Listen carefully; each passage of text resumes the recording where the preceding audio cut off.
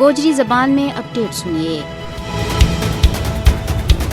مقبوضہ کشمیر کا لوگوں پر بھارت نے ہر قسم و ظلم روا رکھے ہوئے زندگی کا تمام تر حقوق تے انہاں نہ محروم کر دیتا ہے۔ کشمیریاں دے جیون کو حق بھی خاصلی ہوگی ہے، عزت وقار کو حق درندہ صرف بھارتی فوجیاں گارے مکرم پر چھوڑ دیتا ہے۔ کشمیریاں نے تمام تر بنیادی حقوق تے محروم کرنو عالمی قوانین اور معاہدہ کی سراسر خلاف ورزی ہے، اور بھارت مقبوضہ کشمیر میں بڑی سطح پر انسانی حقوق کی خلاف ورزی کر رہی ہے۔ ماورائے عدالت قتل، جبری گمشدگی ہر دن ہو رہی ہیں، ات تک کہ پرتشدد فوجی کاروائیاں کے دوران عزت مآب خواتین اور بچیاں نہ بھی نہیں بخشے ہو جاتا۔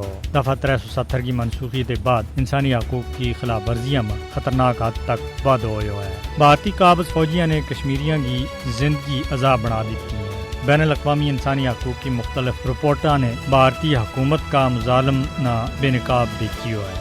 بھارت کا یک طرفہ اقدامات نے جنوبی ایشیا کا امن اور سلامتی نہ مجھ زیادہ خطرہ میں ڈال دیتا ہے۔ RSS والی بھارتی حکومت نے مقبوضہ کشمیر میں اپنا پنجو اور زیادہ مضبوط کر دیتا ہے اور اوت غیر جمہوری طریقہ اختیار کیا جا رہا ہے۔